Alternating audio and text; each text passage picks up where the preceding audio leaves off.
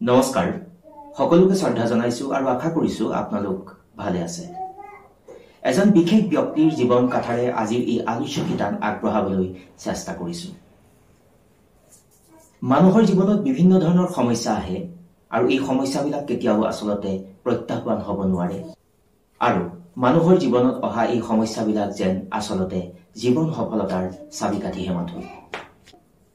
যদি কোনো এজন ব্যক্তিৰ নিৰৱচ্ছিন্ন সাধনা, অধ্যাৱসায়, কষ্ট কৰাৰ সামৰ্থ্যতা, সময়ৰ সঠিক ব্যৱহাৰ আৰু উপযুক্ত কাৰ্য আচৰণেৰে যদি এজন ব্যক্তিয়ে জীৱনটোক আগুৱাই নিবলৈ প্ৰয়াস কৰিব, নিশ্চয়কৈ তেওঁ সফলতাৰ প্ৰাপ্তিৰ দিশত আগবাঢ়ি যাব পাৰিব। তাৰেই যেন উদাহৰণ এইজনা প্ৰখ্যাত বিজ্ঞানী ডক্টৰ মুকুট গোহাঁইদেৱ, যিজনে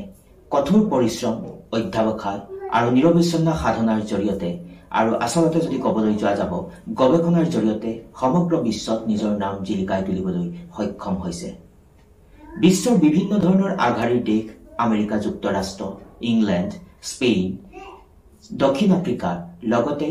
জাৰ্মানীৰ দৰে দেশত তেওঁ গৱেষণাৰ জৰিয়তে নিজৰ যি সফলতা, সেই সফলতাৰ পৰিচয় দিবলৈ সক্ষম হৈছে। আৰু এইজনা প্ৰখ্যাত বিজ্ঞানী আচলতে এখন বিদ্যালয়লৈ নিমন্ত্ৰণ ক্ৰমে আহিছিল আৰু তাৰ আচলতে কিছু পৰিৱেশ আপোনালোকক আজিৰ এই ভিডিঅ'টিৰ জৰিয়তে দেখাবলৈ চেষ্টা কৰিম। আৰু এইজনা মহান বিজ্ঞানী এখন বিদ্যালয়লৈ আহিছিল আৰু এনেকৈ বিদ্যালয়খনৰ সকলো শিক্ষক শিক্ষয়িত্ৰী,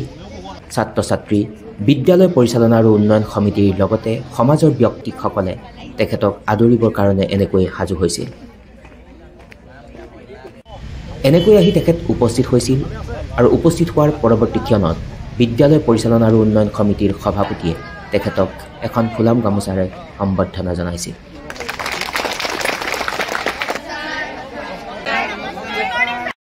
তাৰ পৰৱৰ্তী পৰ্যায়ত বিদ্যালয়ৰ যি সভাকক্ষ তাত উপনীত হৈছিল আৰু বিদ্যালয় কৰ্তৃপক্ষৰ তৰফৰ পৰা সম্বৰ্ধনা পত্ৰ,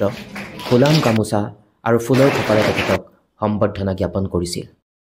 আন্তঃৰাষ্ট্ৰীয় বিজ্ঞানী আমাৰ সকলোৰে শ্ৰদ্ধাৰ ডক্টৰ মুকুট গোহাঁইদেৱে তেখেতৰ বক্তব্য আগবঢ়াইছিল এই সভাখনত আৰু বহু কেতবোৰ গুৰুত্বপূৰ্ণ কথা তেখেতে বিৱৰি কৈছিল। তাৰ ভিতৰত আছিল তেওঁৰ গৱেষণাৰ যাত্ৰা, আন যিবিলাক দেশ সেই দেশবিলাকৰ শিক্ষা ব্যৱস্থা, লগতে আৰ্টিফিচিয়েল যি ইণ্টেলিজেঞ্চ, সেই আৰ্টিফিচিয়েল ইণ্টেলিজেঞ্চৰ সম্পৰ্কত তেওঁ ক'বলৈ চেষ্টা কৰিছিল। আৰু তেখেতে কি কৈছিল এবাৰ চাবলৈ চেষ্টা কৰোঁ আহক।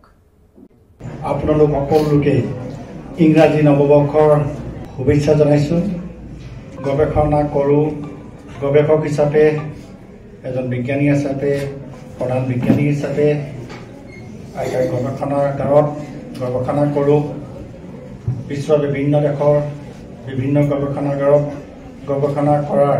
অভিজ্ঞতা অৰ্জন কৰিছোঁ। আমেৰিকা, ইংলেণ্ড, ইউৰোপ,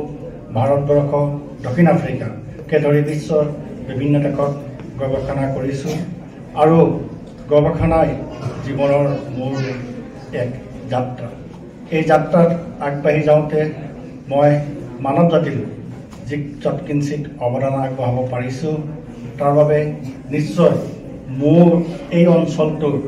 মোৰ বিদ্যালয়, মই শিক্ষা অৰ্জন কৰা বিদ্যালয়ৰ কৃতিত্ব সমানেই। মই গন্ধিয়া গাঁৱত জন্ম হৈছিল মোৰ। বৰচাপৰি প্ৰাথমিক বিদ্যালয়ৰ পৰা মই শিক্ষা যাত্ৰা আৰম্ভ কৰিছিলোঁ। গন্ধিয়া বৰচাপৰি অতি পিছপৰা আছিল যেতিয়া মই শিক্ষা গ্ৰহণ কৰিছিলোঁ। আমাৰ ৰাস্তাবোৰ আজিৰ দৰে পকা নাছিল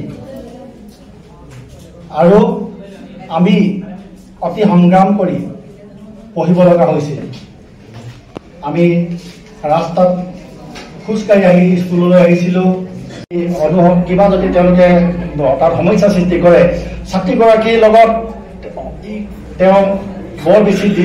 আলোচনা নকৰে, এটা মেছেজ দিয়ে। অনুশাসন নামানে, সেই ছাত্ৰ বা ছাত্ৰীগৰাকী কি কৰে, পেৰেণ্টছক মাতি পঠায় আৰু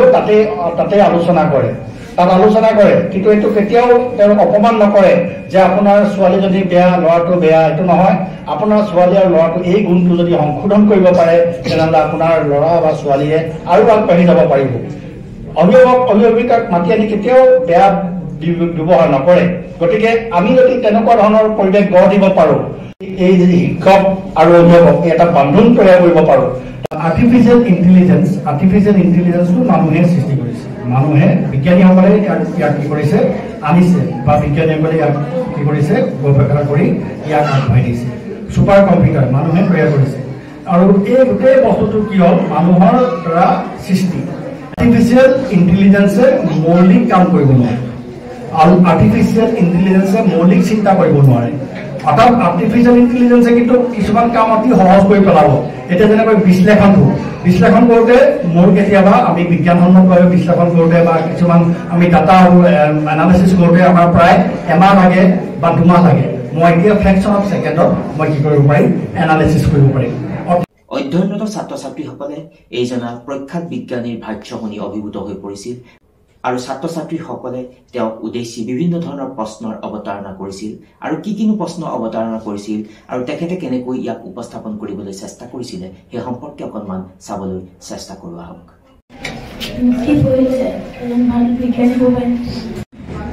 সদায় কি কৰিব লাগিব ভালকৈ পঢ়া শুনা কৰিব লাগিব দেই ভালকৈ পঢ়া শুনা কৰিব লাগিব আৰু ক্ৰিটিকেল থিংকিং আমি মানে কিবা এটা সমস্যা আমাৰ আহিছে সমস্যাটোৰ পৰা আমি আঁতৰি যাব নালাগে আমি চাওঁ যে ঔষধটো আমি আৱিষ্কাৰ কৰিব লাগিব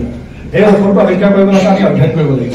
আৰু তাৰ আগতে আমি কি কৰিব লাগিব আমি কথাবোৰ জানিব লাগিব এই কথাবোৰ যদি জানো ভালকৈ পঢ়িব লাগিব প্ৰথমতে ভালকৈ পঢ়িব লাগিব লিডাৰ হ'ব লাগিব দেই লিডাৰ মানে এনেকুৱা লিডাৰ নহয় মানুহক যথেষ্ট পিছাই দিব আমি সাহসী হ'ব লাগিব দেই লিডাৰশ্বিপ মানে কথা ভালকৈ ক'ব লাগিব মানুহৰ লগত কথা পাতিব লাগিব আৰু মই কৈছোঁ যে আমাৰ মডাৰ্ণ টেকনলজিৰ সুবিধা গ্ৰহণ কৰিব লাগিব নমস্কাৰ মোৰ নাম শ্ৰীমতী নমিতা বৰা মই এণ্টিবায়'টিকৰ বিষয়ে ভালদৰে জানিব বিচাৰোঁ এণ্টিবায়'টিক নথকা হ'লে কি হ'ল আমি সৰু কটা চিঙাবোৰ কি হ'ল ঘাঁহটো বহলি গ'লহেঁতেন আৰু আমাৰ মৃত্যুমুখত পৰিলেহেঁতেন অৰ্থাৎ বেক্টেৰিয়া নিয়ন্ত্ৰণৰ কাৰণে যিবোৰ ঔষধ ব্যৱহাৰ হয় যিবোৰ ঔষধ ব্যৱহাৰ হয় সেইটো হৈছে এণ্টিবায়'টিক দেই এতিয়া মই মেকানিজমটোলৈ নাযাওঁ বেক্টেৰিয়া নিৰ্মূলৰ কাৰণে বা বেক্টেৰিয়া কি হয় যাতে বাঢ়ি নাযায় বেক্টেৰিয়াটো যাতে ধ্বংস কৰিব পাৰে আৰু তাৰ কাৰণে যিবোৰ ঔষধ আজি বজাৰত উপলব্ধ বা আমি যিবোৰ ব্যৱহাৰ কৰোঁ সেইটো এণ্টিবায়'টিক দেই এণ্টিবেক্টেৰিয়েল গতিকে তাক কণ্ট্ৰল কৰিবৰ কাৰণে ভাইৰাছ আৰু এণ্টিবায়'টিকৰ মাজত ডিফাৰেঞ্চ আছে কেতিয়াবা আমাৰ ভাইৰেল বেমাৰ হ'লেও এণ্টিবায়'টিক দিয়ে তাৰ কাৰণ হৈছে আমাৰ ছেকেণ্ডেৰী ইনফেকশ্যন আপোনালোকে হয়তো সকলোখিনি প্ৰত্যক্ষ কৰিলে আৰু এনেকৈ তেওঁ প্ৰায় 3 ঘণ্টাৰ সময় বিদ্যালয়খনত অতিবাহিত কৰিছিল আৰু তেওঁ যি আচলতে বক্তব্য আগবঢ়াইছিল প্ৰতিটো শব্দৰ গভীৰ অৰ্থ লুকাই আছিল আৰু তেখেতৰ আচলতে যি বক্তব্য সেই বক্তব্য শুনি উপস্থিত থকা সকলোৱে আচলতে অভিভূত হৈ পৰিছিল আৰু বহু নতুন কথা জানিবলৈও সক্ষম হৈছিল কিন্তু মন কৰিব লগা কথাটো হ'ল এইজনা প্ৰখ্যাত ব্যক্তিয়ে নিজৰ গৱেষণাৰ জৰিয়তে সমগ্ৰ বিশ্বৰ মানুহে তেখেতক চিনি পাবলৈ সক্ষম হৈছে কিন্তু তেওঁ একেটা দিনতে আচলতে ইমানখিনি উচ্চ আসন পাবলৈ সক্ষম হোৱা নাই তাৰ অন্তৰালত বহু বছৰৰ কথা আছে আচলতে আৰু বহু বছৰৰ অধ্যাৱসায় নিৰৱচ্ছন্নজিক সাধনা সময়ক সঠিক ব্যৱহাৰ সঠিক কাৰ্য আঁচনিৰে আচলতে তেওঁ যিখিনি কৰি গৈছে আচলতে তাৰ স্বীকৃতি বৰ্তমান সময়ত তেওঁ পাবলৈ সক্ষম হৈছে গতিকে অধ্যয়নৰত ছাত্ৰ ছাত্ৰীসকলৰ লগতে যদি আমি সামগ্ৰিকভাৱে আমাৰ সকলোৰে কথা ক'বলৈ যাওঁ যদি প্ৰতিজনে জীৱনত যদি কষ্ট কৰি গৈ থাকে নিজৰ প্ৰচেষ্টা অব্যাহত ৰাখি যদি কামখিনি কৰি সময়ক গুৰুত্ব প্ৰদান কৰি আচলতে কামখিনি যদি কৰিবলৈ প্ৰয়াস কৰিব নিশ্চয়কৈ প্ৰতিজন ব্যক্তিয়ে সফলতাৰ প্ৰাপ্তিৰ দিশত আগবাঢ়ি যাব পাৰিব যদি আপুনি কৰা কামখিনিত সফলতা অৰ্জন কৰিবলৈ অসমৰ্থ হয় সেই বুলি কিন্তু পিছু হুকি দিলে নহ'ব আৰু সেই কাৰণে ইংৰাজীত এষাৰ কথাও আছে Failure is the pillar of success. সকলোকে শ্ৰদ্ধা জনাই আজিৰ এই আলোচনা ইমানতে সামৰণি মাৰিছো সকলো ভালে থাকিব নমস্কাৰ টেক কেয়াৰ